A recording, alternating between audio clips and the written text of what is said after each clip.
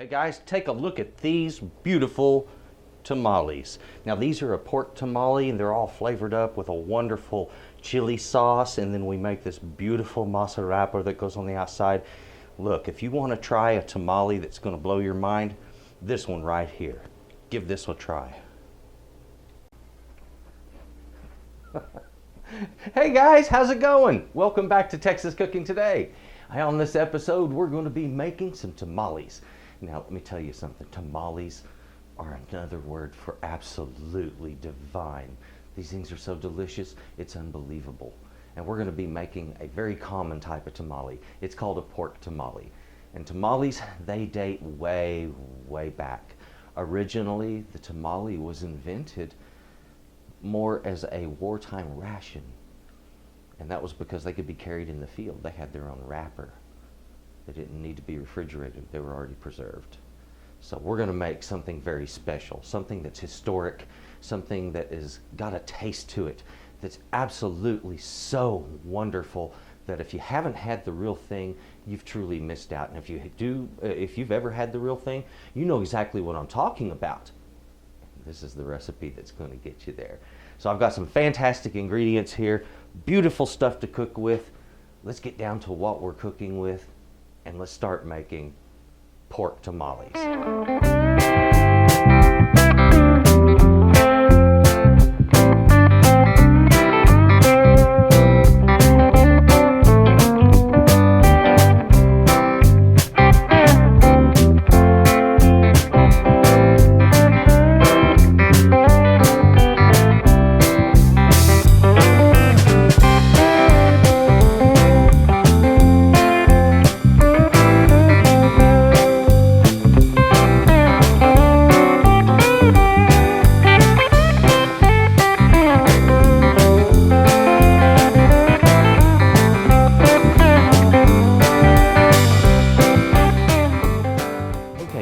First of all, when you're going to be making pork tamales, you need a good, sizable piece of pork.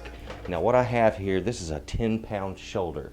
Front shoulder on a pork or on a pig is often referred to as a picnic.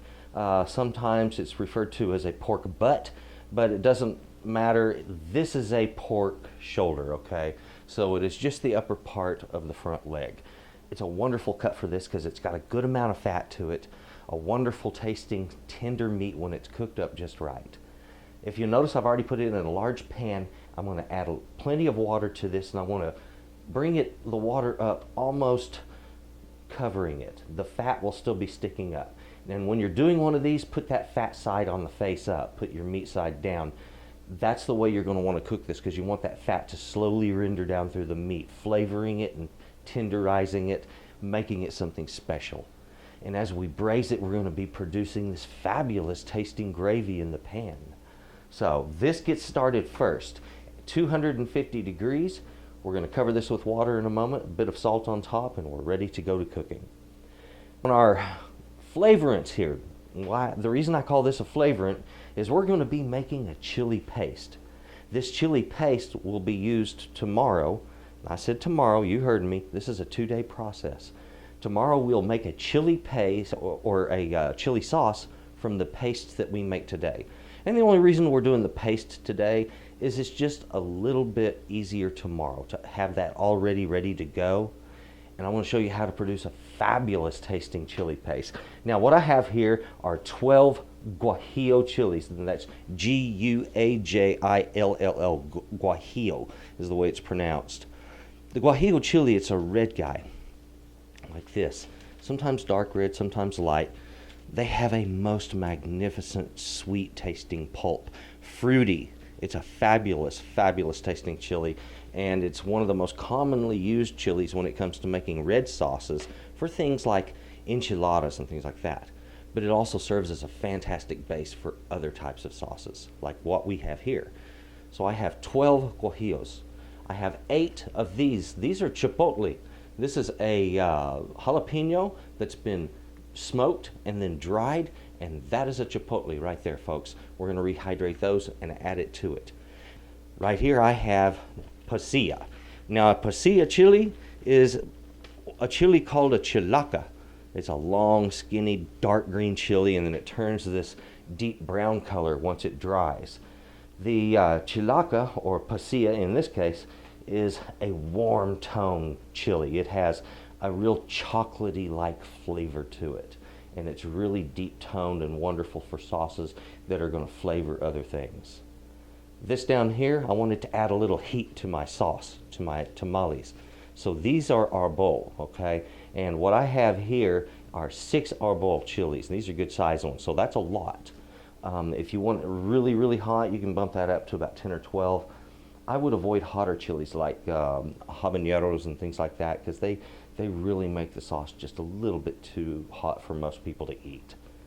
Over here, these are the famed ancho. That is a poblano chili that's been dried right there, and that's called an ancho when you dry a poblano. So, ancho chilies right there, and that's 4 of those, 4 of the pasillas, as many of these as you dare go with, or just leave them out if you don't want it hot. I have 1/4 cup of lime juice right here. We're going to use a tablespoon of cumin. We're going to use about a tablespoon, about 2 to 3 teaspoons, of salt, 3 to 4 cloves of garlic. Back here, tomorrow we'll be using this, but this is our masa. And we'll be using this corn flour is what this is. And that's what's going to make our wrapper. And we'll be using some of the fat that we harvest from our roast. That's one of the reasons we cook it a day before, because we have to cool down the meat and cool down the juices and separate the 2 fats that are going to come off of this. And we'll use those fats both in making our sauce and in making our masa dough. Now we have over here some corn husks. Buy you a package of corn husks. You're going to need these, and just before we make our tamales, we'll soak those in hot water. Until then, just let them stay in the package and leave them alone. Now I'll tell you what, we got to get this guy right here filled with some water, down in the oven and cooking, because it all hinges on that one beautiful piece of meat right there. So it's just that simple. Now, as I mentioned to you, 2-day process? Some people are thinking, are you kidding me? Yeah, listen, tamales are considered to be a milestone in a chef's career. To be able to kick out a tamale just like that, to show that you really know what you're doing with tamales, that is a very special thing, and not a lot of chefs can do this. So if you achieve this, you have passed one of those milestones. This is, like making the beef Wellington or a creme brulee or something like that, that's just not on normal level, but a little bit higher, a little more advanced. Now, we're going to be cooking the meat, and the reason we cook the meat on day 1, this is so important, folks. Number 1, you don't want to handle meat that's 250 degrees. You're going to burn your hands. It hurts. Number 2, when shredding meat, it shreds a little easier. Once you've cooked it and then cooled it, it's so much easier to work with. Not only cooler, but it just shreds easier. We also need to separate our fats, and I mentioned that already. There's going to be 2 kinds of primary fat that I'm looking for here. One is called gelatin, and it's going to be on the bottom. It'll remain in the water, and it makes a jello or a gelatin-like effect, and that's where gelatin's from. It's just a type of fat. All right, now the other fat that we're going to harvest is going to be that white layer that forms on top, so I have to refrigerate these fluids after we cook. And that white layer on top, that is our saturated fat, or what is called lard. And the lard is very important. The lard is what's going to help keep the masa moist when it's being steamed. Now, don't worry, that lard's going to actually cook out.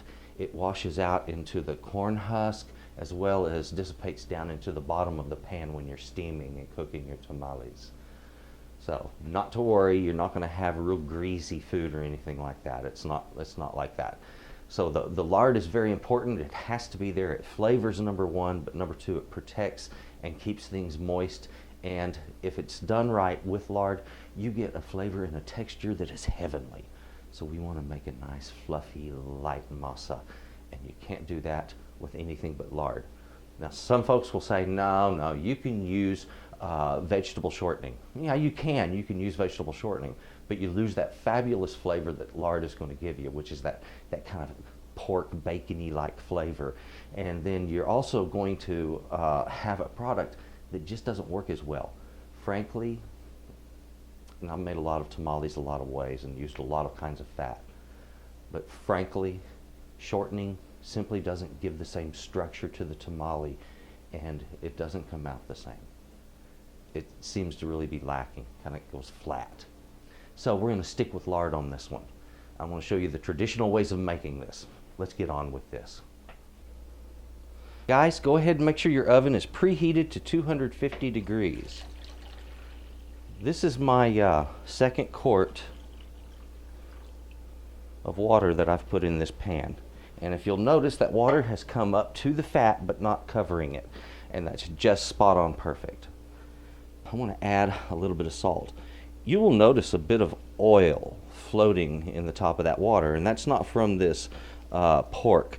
That's actually from the olive oil that I put on the bottom of the pan before I stuck the roast in there. Again, this is a 10-pound pork shoulder. I've put on a generous coating of salt on the top of that, and this is going to cook in the oven for several hours. I'm probably looking at around between 6 and 8 hours of cooking, most likely. If it's shorter than that, then I just got lucky with a real tender piece of meat, but usually these cook for an all-day kind of thing. And that's perfect, that's fine, because I'm going to be doing other things, and this can just sit in the oven at 250 degrees and slow cook itself into absolute perfection. Simple enough. So we have our roast set up, ready to go into the oven, and that's exactly what we're going to do right now. All right, let's go ahead and get that lid set up on our pan. I can stop being clumsy here. There we go. Down in the oven. I have preheated my oven, 250. Well, meat is now in the oven. We're ready to go. Now, if you would like to speed that heating process up on bringing the temperature, the core temperature of the meat up a little bit faster, you could start this cook at about 350 degrees. After about 45 minutes to an hour, take that temperature and reduce it to 250. Don't leave it in there for the full time at 350. This is a slow cooking process. The fat needs to slowly render and gently melt down through the meat. It tenderizes it. It breaks down the connective tissues because fat is a form of acid. But it doesn't work really quick. It's slow. So you need to gently render the fat through the meat, and then at the same time we're going to have it in our pot to use for making the most magnificent coating. I have here a bowl for us to put the chilies in order to soak them. And of course our chilies, I've cleaned up the area a little bit and made a little bit of room. All I need to do with these chilies is provide a way for moisture to get down inside of them easier.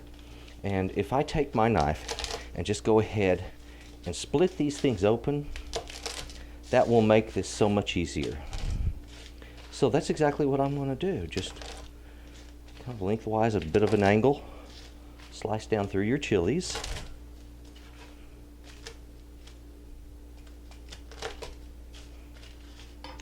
Guajillos are done. And you don't have to worry about removing the seeds. The technique that we're going to use to break these down is going to be using a food mill. And food mills are wonderful for stripping a chili of both its seeds as well as its skin. So we get none of the skin, none of the seeds, nothing but just the pulp. And that's going to be perfect. The little arbos, the little fiery hot monsters, little devils you could call them. I like my tamales to have just a bit of zest, and that right there is just enough. All right, now I'm just going to fill this till about 3/4 full with hot tap water. As hot as you can get it is good enough. If you want to boil water and pour it over this, that's perfectly fine also. I don't recommend in leaving them in boiling water on the stove because it overcooks things and it doesn't allow the pulp to fully mature. You need that pulp to slowly take in water and to puff up, and then it's much more easily processed. Alright guys, check this out. We now have our chilies floating in hot water. They're soaking, and I'm just going to give these guys a few hours to soak and puff up. The more time they have, the better. There's no rush on this. So I'm just going to set it aside over here. There's one thing I wanted to show you before we get moving forward, and that is a little item called a food mill. I told you this makes the best chili paste, and for good reason. Now, a basic food mill is a simple item. All it is a large funnel, and then there is a paddle that sits in the bottom. And then you have these plates. These are strainers with different sizes of holes in the bottom of them. So you have a fine, a medium, and a coarse strainer. And these strainers can be used for making all kinds of stuff. You're going to make the very best mashed potatoes in the world. Lumpy with this, smooth and creamy with this, with these two. The best sauces in the world are made with this guy because it makes them so smooth and pure and even. And that's what we're going to do. Is I want to use this. It's also going to remove any seeds, any skin. None of that stuff is going to get through. So you'll know how to use one of these when you're installing your paddle so you don't bend to the plate on the bottom. First, put the center peg through the hole that comes on your strainer. Now these are all, regardless of brand, they all pretty much work the same way. Okay, so you have this paddle that's closed on one side, open on the other. So it's sort of like a half round, a little bigger than that, but kind of like that. Place it so the solid part of the paddle faces away from you, and then hook the top retainer on the clip on the side where the paddle is. So you basically want the open side of the paddle on this side.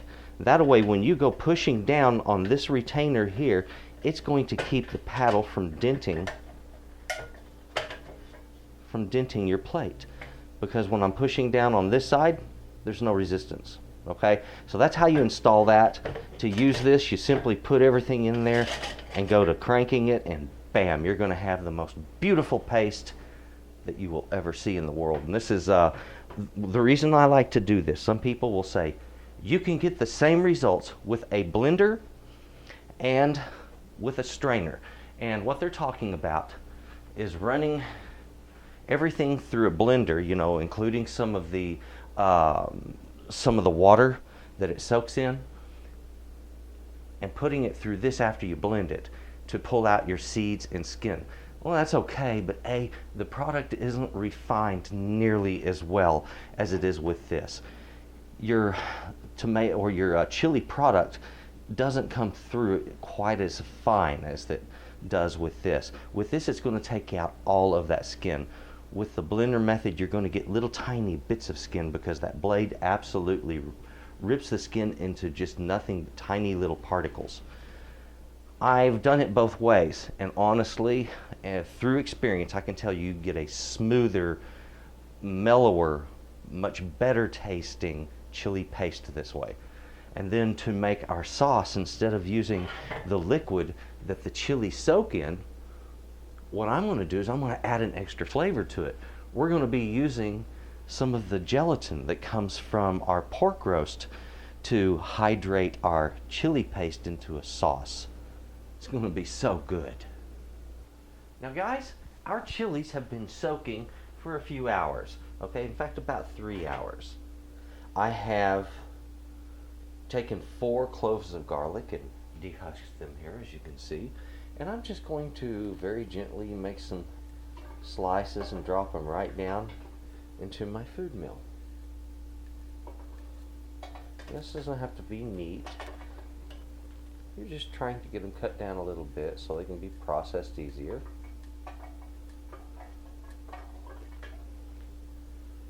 And that food mill, what that's going to do is it's going to turn out a nice pulp from that garlic. Alright. On these chilies, all we have to do is just kind of tear them apart big chunks is fine, just like this, and throw them in the food mill. If there are crowns like this or seeds, see how I just dipped that in the water, the seeds came off? Throw the crown away, put that in the meal. As you can see, there's just not a lot to this, so all I'm going to do is what you've already seen. I'll place all of these chilies in my food mill, and then I'm going to mill it out into a beautiful paste. So if you would do the same thing, get all of your chilies into your mill, and we'll move on to the next step from there. For those of you that are still watching this, this would be the cook-along version. And as you notice, we're just sitting here very simply tearing chilies apart, throwing them into the food mill. You don't have to be pretty about this, okay? The food mill is about to turn all of this into a paste. If some of these seeds get in the food mill, guess what? Watch this. Here they go, right into the food mill. It doesn't matter. The food mill will not allow those seeds to get passed through there, and they won't get turned into, you know, like a grinding or anything. It doesn't do that to them. It just keeps them from passing through. These our bowls are so hot.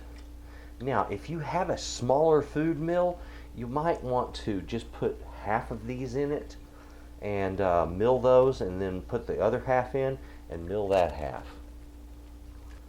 I'm fortunate in that I have a commercial food mill. It has a wide bell top, and it'll hold a lot of food. But I'll say this, pretty much all food mills, commercial, residential, whatever, they all work the same way. Exactly the same way. So don't let dollar signs impress you.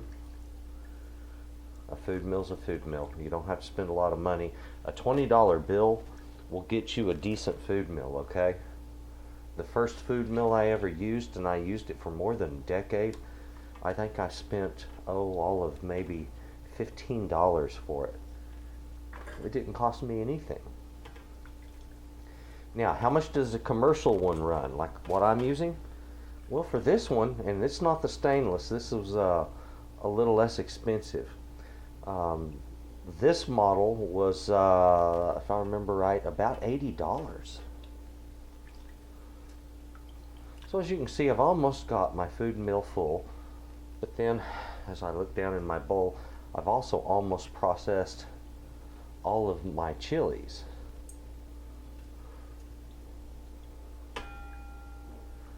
And here's something I want to show you. On the inside of this chili, this pulp, look how thick it has become, how full it has become. This is the reason, see, that's pulp right there. This is the reason I spend so much time on this hydrating process. When you do the hydrating the right way, the rest of this turns into something very magnificent, very, very special. I've just about got all of those chilies out of the water now. I'm just picking out the final bits and pieces. Going around for anything. Okay, there we go. That's about it. Now we're going to move on to the next segment, which is cleaning up the mess and milling out these chilies. Now guys, the use of a food mill is really, really simple. You simply crank the paddle. That's it right there. Now, sometimes it'll jerk around on you a little, but that's okay. Just gently mill, and what it's turning out underneath is a wonderful little paste that's coming out of the bottom, and it's going to continue to do that. And all it's going to leave behind, like I said before, skins and seeds. This is going to take me a few minutes of milling. In fact, probably around 10 minutes maybe. And that's just not a whole lot. You might think, oh God, that's just too much work. But really, when you get right down to it, like I said, this produces a far superior chili product to putting it in a blender. And if you put it in a blender and try to work it through a sieve, you're going to find it takes about the same amount of time-wise, as this method. Because remember, after you blend it, you have to run it through the sieve, and that takes some time. Occasionally, I will use a spatula to push the chilies back down into the bottom. As they become more processed, you'll have to do this more and more.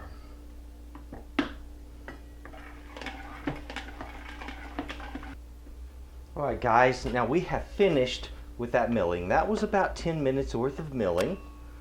I'm going to scrape off the rest of this paste from the bottom. Look at that. That beautiful chili paste. Perfect. Put this aside. If you'll notice here in the bottom, we have easily 2.5 to 3 cups of a good quality chili paste. Very good quality. Good flavor, good texture. This is what we need tomorrow to make that sauce that we're going to make.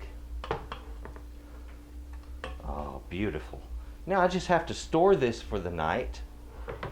Let the roast come out of the oven and cool down. I'll separate the roast from the juices, put the juices in a bowl and the roast in a separate container, and then I'll cool them down in the refrigerator overnight. Well, the cooking is over. I cooked this one for about 5 hours, and of course it's different for every roast, so you just have to do yours your way. Now I'm going to show you how I test mine in a moment, but I want you to notice the pan that we cooked it in over here. This is a bit of a strainer here that I used to run all of the juices through. Those are the juices that filled up that pan earlier. This is what we were going after right here, this bowl. This is so important. It's every bit as important as the meat that we cooked up. So we want every bit of what comes out of that broth. Now the meat literally falling apart. Look at this. Isn't that beautiful? That's just coming gently apart. That's what you're looking for right there. Oh, yummy. Oh, that's delicious. So anyway, we have our meat set up the way we want it. I'm going to finish cooling it off in the refrigerator. I'll just package it up in some foil, set it in there, and tomorrow it's ready to go. I have all of my juices here and the fats. That's exactly what I was wanting to capture. Every bit of this is going to be used. So you want to keep all of that. You want to keep all of your meat. That way tomorrow we're ready to make some of the most excellent tamales. Okay guys, I think it is now time for us to go ahead and shred out this pork. Now, this is the next day. It's morning time on a Sunday. Dallas is kind of quiet Sunday mornings. So I'm going to pull this whole thing out of here and just set it right over here on the board. And I want to keep my bowl to put my shredded pork in. Now this roast will simply come apart in pieces at this point. Very simple. That's all you have to do is just pull those muscle groups apart. And then I'm going to take it and see how it breaks apart. I'm going to simply shred it just like that. I don't need to really cut it down. And the reason is I want these long strands. That way I get that meat fiber texture in the tamale, and that's something that I really want. I want that texture. I want it to be distinct so you know you're biting into a good chunk of pork and that it's meaty and not just something of an over-processed meal. Okay? You don't want it mealy. You don't want it chopped down or turned into a mush of any kind. So that's all I'm going to do. I'm just going to stand here. I'm going to break all of this up. It's just a matter of patience, getting at it and getting it done.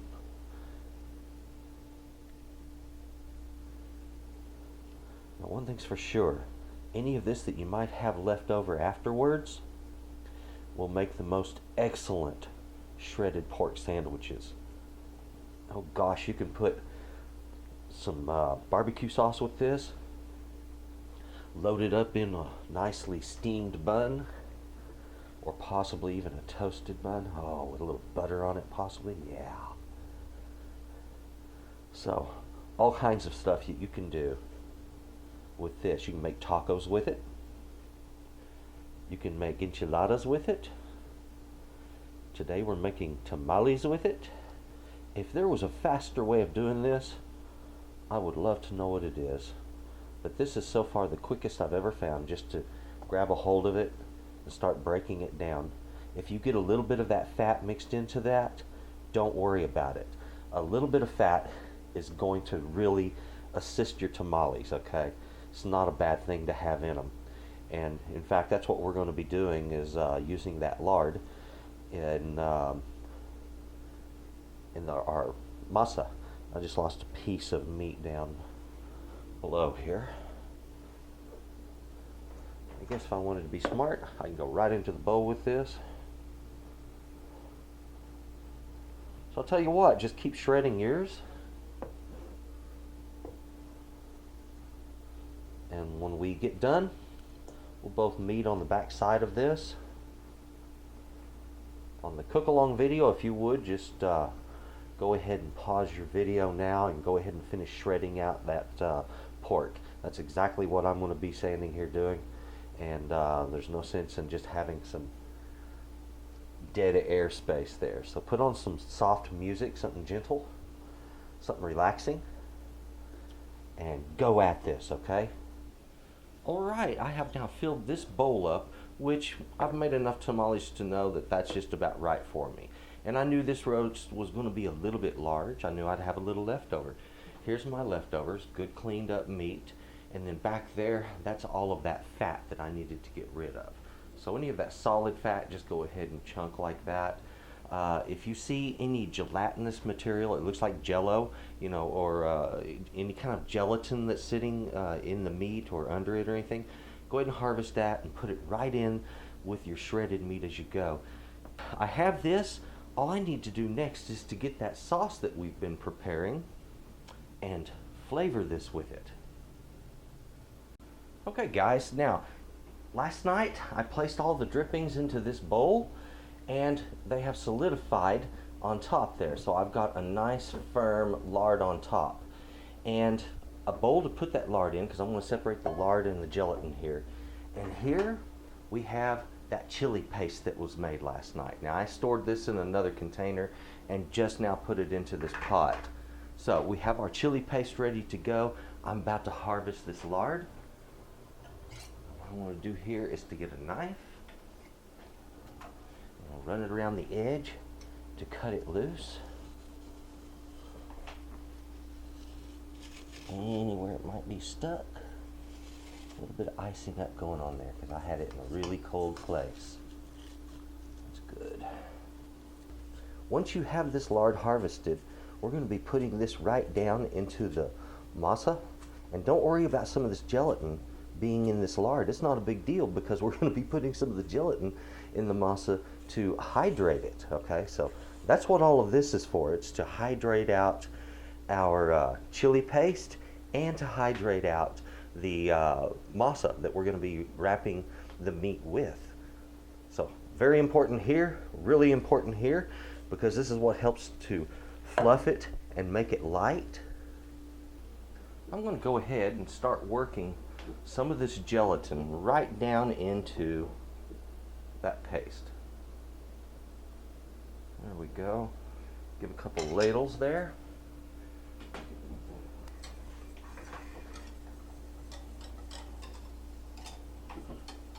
Now one thing's for sure, this is going to take in a lot of liquid, okay, to make this sauce. The thing about chili paste, it's a lot like tomato paste in the fact that it just keeps absorbing. It's time to go ahead and salt this. I want to put in right about a teaspoon and a half, and I want to put some cumin in here, and I want to measure this out by pouring it directly into my hand. I need about a tablespoon, and that's right at about a tablespoon right there. Bam. There we go. It's in there. It's delicious. I want to add in another ladle. of that gelatin. Get this stirred.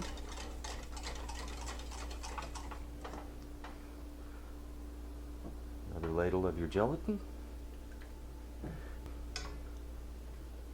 When it comes to these cook-along videos, there's some extra goodies I want to show you, and here's one of them. When you're whisking, the outer tine of the whisk right here, the very last one on the outside, can be used to clean the lower edge of the pan very neatly. And it will track along it automatically if you just let go of the handle and let the handle set in against the palm of your hand. And when you push it in circles like this, it will naturally track along the bottom, and it'll clean that edge, making sure you get good even stirring.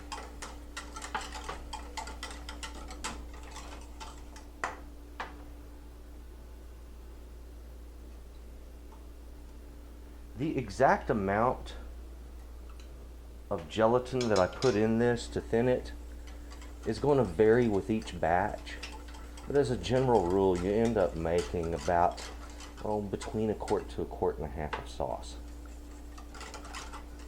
So now we have our lime juice in here.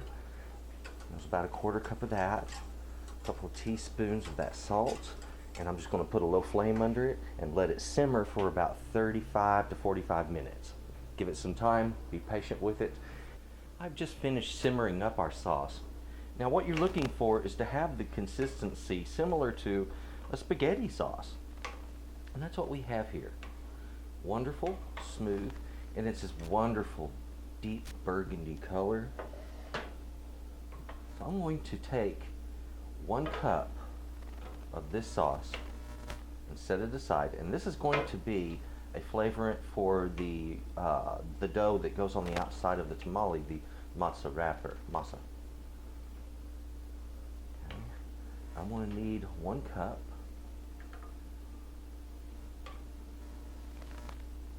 Okay, I think we're there. Slightly over maybe, and that never hurts. Okay, 1 cup chili sauce, and the rest of this, every bit of it, gets mixed down into the meat. So I'm going to pull the meat out and just stir that down into it real well. I'm going to go ahead and start flavoring this meat. Now that's the reason that we made that wonderful chili sauce, was to flavor our tamales with. So it's going to flavor the meat, and it's going to flavor that wrapper also. Just take this and mix it in. I'm going to turn this all the way over. Another example of how tongs really can sometimes be much more superior to spoons.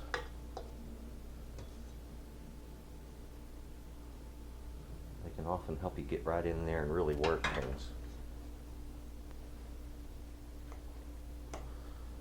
So now I have this fabulous meat that was braised for 6 hours, and we have flavored it with this fantastic chili sauce that we have.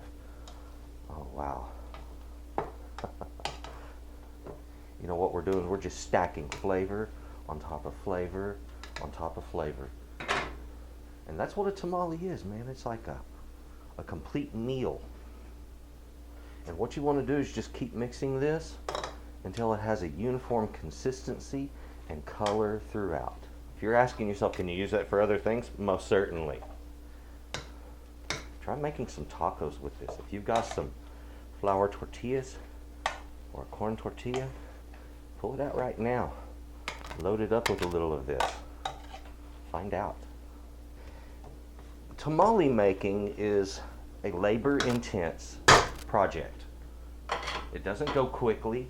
Nothing happens automatically or simply, but everything is very, very special. Like here, we have a very special meat mixture, and there's only one way to get this. What did we just do? It's that simple. Okay, I've got a little cleanup to do. You're gonna need a big honkin' pot. I mean big. You're gonna need something to steam those tamales in. The bigger the pot, the better. Now this is a pot that I use for brewing beer, and for frying, and for making tamales, and all kinds of stuff. This sits above the bottom, but only slightly. What I'm going to do is place a couple of these pan racks right down here, and that brings it up 1 inch. Now my tamales can sit down in this. They get steam all the way around the outside because of this steamer basket. Actually, it's a fry basket, but it works great for steaming. And so it's perfect, absolutely perfect for tamales. It doesn't get better than this, guys. Now, in the bottom, we're gonna want a cup right in the middle. And the reason is we're gonna be standing our tamales on end with the folded side down, and we're gonna lean them up against that cup and just make a ring of them. And if we want, we can even stack more tamales on top of that first level. So we can double up and put a huge amount of tamales in there. This will, when it's completely full, hold about 100 tamales. I don't plan to make that many today, but I'll be cooking almost half that many. It's now time for us to get on with making this dough wrapper that we're going to be making that's made out of this corn flour. Now I have 6 cups of masa harina right here, and this is the masa for tamales, and you'll often see it in the stores like that. It might say masa para tamales or something to that effect, and there's a lot of different brands. They all are really good quality products. It's just a wonderful corn flour, and so don't shy away from this. And no, cornmeal is not a substitute for this. The cornmeal is not ground fine enough. I have 6 cups of the masa harina here. I have 6 cups of that gelatin, that broth that was left over from our roast. And over here in this cup, we have 1 cup of that wonderful tasting burgundy colored chili paste. And that's going to be used for flavoring this fabulous wrapper. In addition, down here we have lard. Now the lard, you can substitute other things for this if you want. You can use shortening, but frankly the shortening doesn't have the same texture or flavor. The lard really is the best way to go on this. I've done it both ways, and truly this works better. In addition, I have back here 1 tablespoon of baking powder, 1 tablespoon of salt, 1 tablespoon of cumin, 1 tablespoon of black pepper. I'm going to start with the lard. Now you'll notice the lard I harvested. I have 1 cup that I was able to harvest. Beautiful. So, and this was the lard that was purchased. It's much more refined, a lot firmer. I'm going to be using what's called a paddle. Now if you're going to be, making cakes in a mixer, it's the way to go. You use a paddle. You don't use the whisk. You use this for firmer items. And so that's what we're going to be working with. Now if it was, of course, dough, it would be a different story. Dough would need a hook.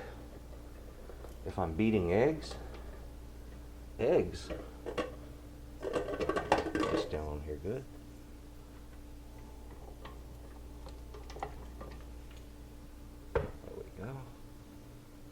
Eggs, I'll use a whisk on that. So I'm just going to get this running. We're going to fluff it. Now what I'm trying to do here is actually to beat air into this lard, and I need to do it under high speed. So when it comes to making this little gem work, just let it go at it.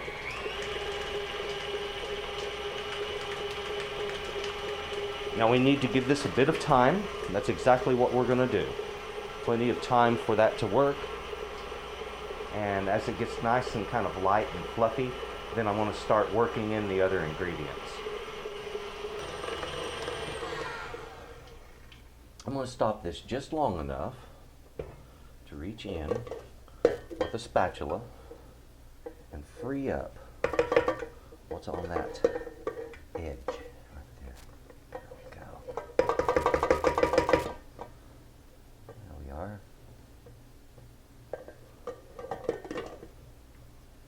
That's all I really needed to do, just that one simple little thing. Let this go back at it.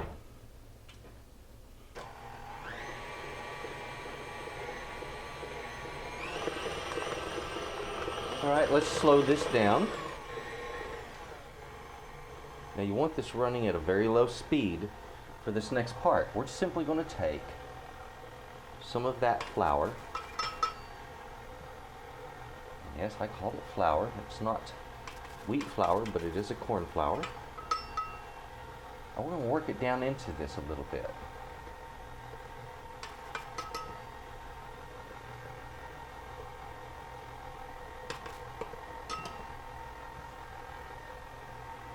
How much am I adding at a time? I don't know. I think it's a 1/3 cup measure, but I'm heaping it, and it doesn't matter. I'm just working it in there. I would say I got maybe a cup worked in. Let's turn it up a little bit. Now it's starting to look more like a cookie dough. Kind of has that consistency and texture. As I say, very much like cookie dough. A little bit lighter maybe. Soft and creamy feeling. What I'm doing here is simply trying to get what's around the edge of the bowl to grab a hold and mix in. And if you're thinking, well gosh, you've got a mixer, why are you having to do that? Well, occasionally, even with a mixer, you've got to give it a little bit of help. There's some human intervention needed. Working a little bit of that salt and some of my broth.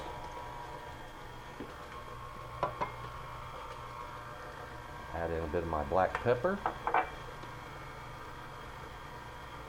a little bit of my cumin, about half of those, and about half of this baking powder.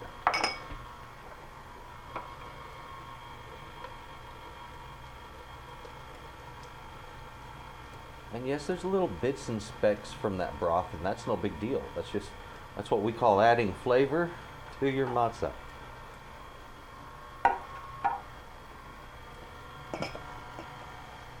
Gently, I spoon in some more of the corn flour.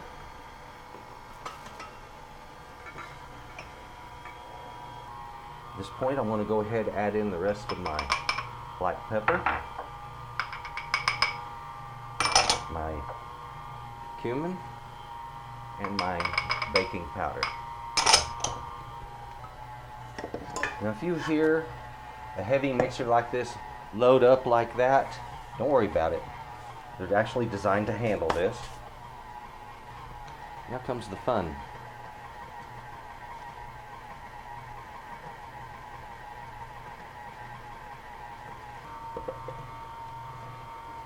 There we are.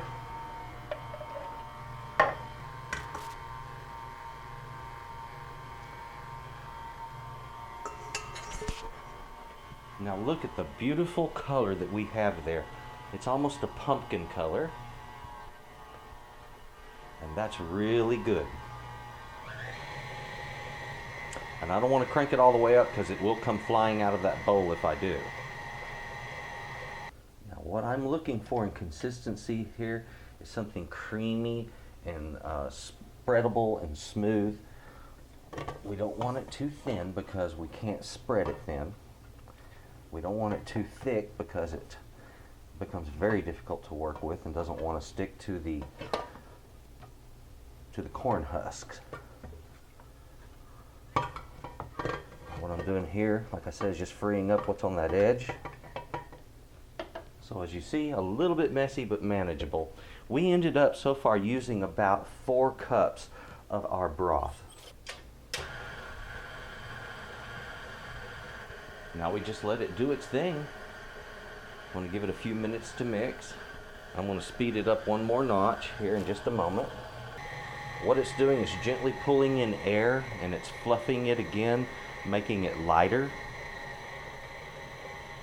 Remember, just like any other dough, you want the dough to be fluffy and light and soft.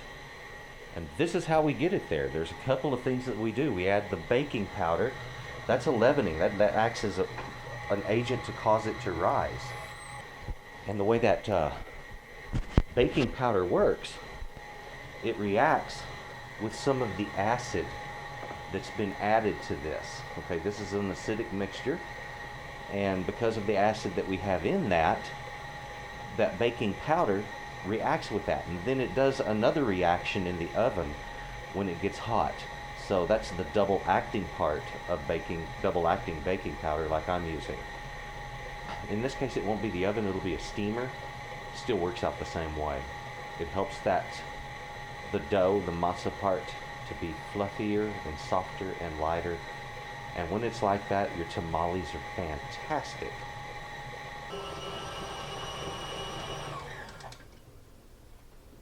Okay. Look at this. Judge it. And look at that. Look how it wants to stick to me. It's kind of sticky. This is perfect.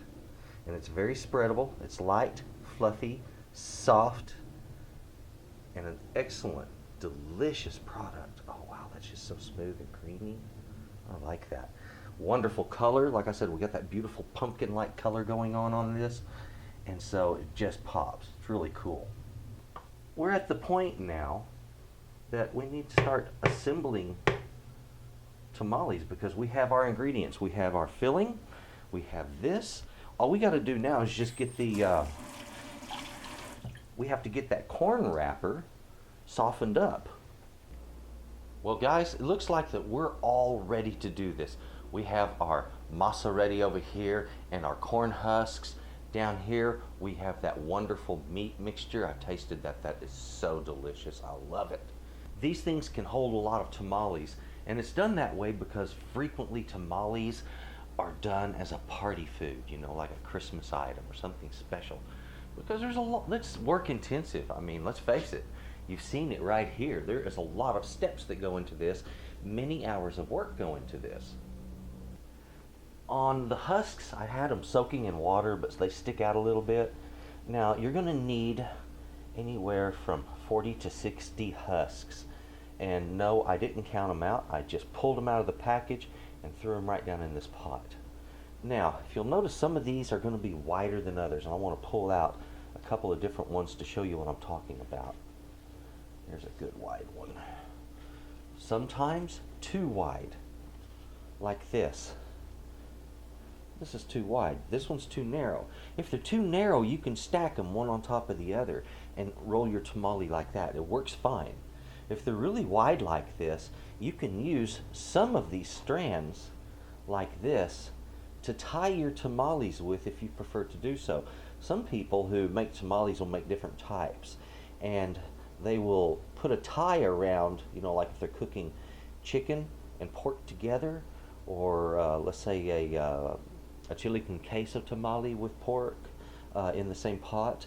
They might have one tied off so they can differentiate one tamale from another.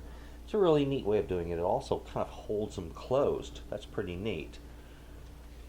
I really like working with the larger husks like this, and you know, in time, or at first you'll probably find it that way, but in time you'll find it comfortable enough to go ahead and, you know, get little narrower ones and smaller ones. I'm going to take my masa mixture and gently spread it across this. If it isn't creamy enough to spread like this and get thin, then you might want to thin it down just a little more, add a little more of that broth to it and mix it in. Now I have an area here just slightly wider than my hand. I have a small hand too, and so it's not really big, maybe 4.5 inches this way, 5 inches this way of masa there. You don't need a huge tamale, okay? And if you're making them this size, you're going to get a good size batch. Now the wrap on a tamale and the filling on the tamale really need to be proportionate one to the other. If you've got too much masa, it's just boring. It really is. And if there's too much meat and not enough masa, the thing will just kind of fall apart as you're trying to eat it. That's not cool either. There we go. All I have to do is make sure that the dough on this side touches the dough on that side before rolling it. And if I do that, then it'll seal nice and tight. So that's all I have to do, is just that right there. You see it touches, and then I can simply roll it on up. Once rolled, you want to take and fold the top. Now, if you want to fold it towards the side that just came over, that's okay, but it doesn't work as well as folding it the other way. So what I do is I bring my fingers up and just gently pinch it to push up any masa that's there, and it forms a nice base on it. And then I fold it away from the opening there, and it helps hold it closed. Another little trick that I've learned from my friends. So that's all you got to do, is just get at it, because you've got a whole bunch of these to do. After all, this is a huge recipe. Now let's do a good close-up of what this really looks like.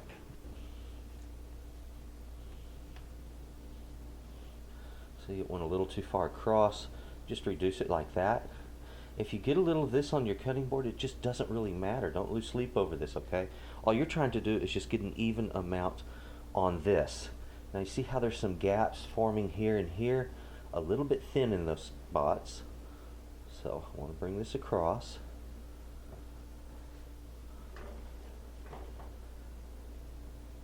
Put my meat in here.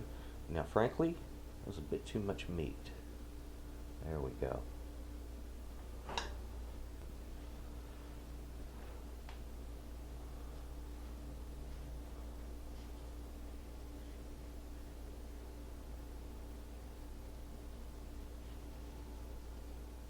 Now in the end here, if you want, you can kind of pinch that down and make sure that it closes up over your meat. Sometimes people steam them with the meat showing. I like to close it off so the meat is kind of encapsulated. Now, as far as any of this that lands on your board, just scrape it back off and keep on going. So you will know for the layer, the thickness of the layer of dough that I'm looking for is somewhere between 1/8 of an inch to 3/16 of an inch. Not quite a quarter. You don't want it that thick. It's too doughy at that point. I find the 1/8 is really nice. So guys, if you would, just keep trudging along, making your tamales, and when you get done, we'll get busy with the steaming. I'm going to show you what that looks like next, how we stack them up in the steamer and get that underway. I have all those tamales rolled and tucked into the bottom of my big old fryer here. Look at that. That's a lot of tamales, folks. I didn't really count them, so I don't have an exact count, but that is a lot of tamales to fill a basket that big on the bottom. So you'll know, we were talking about all that lard that's in this before. This wrapper becomes like an absorbent towel that just soaks up that lard as it is being released during the steaming process. And at the same time, that masa puffs up a little bit and becomes very soft and elegant. And it finishes, or actually it just does a recook on the pork. Not that that's really so necessary, but cooking the wrapper is what really matters. That masa has to be cooked up right. We're looking at 45 minutes to 1 hour of total steam time. So I'm turning my burner onto high, and as soon as it comes up to start steaming, I'm going to put a lid over the top of it and we'll just let it do its thing. So you'll know the way to check these, to know if they're done or not. When you hit the 45-minute mark, take one of them out, give it about 10 minutes to cool down, because they will be very, very soft when you first take them out. They need a few minutes to cool down and firm up. Try to unroll it. If it releases from the corn husk, then you know they're finished, they're done. But if they stick to that corn husk, you know they need a little bit more time in there. Okay, so you just let it firm up that way. That's basically about it, guys. We're going to go ahead and cook these up. I'll see you on the back side of cooking this, and we'll show you what they look like and how to check them and all that good stuff. But this is the easy part. Steam's coming off of it. Lid goes on it. There we have it. That's what is involved in making tamales. As you can see, it's quite a process. But what you get from it, the flavor, the texture, oh come on, that's just fantastic. Let's take one of these guys. Let's open him up here. Look at this. Right there.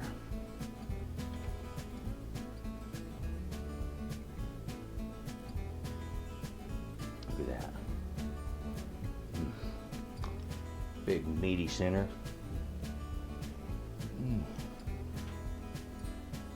Oh man,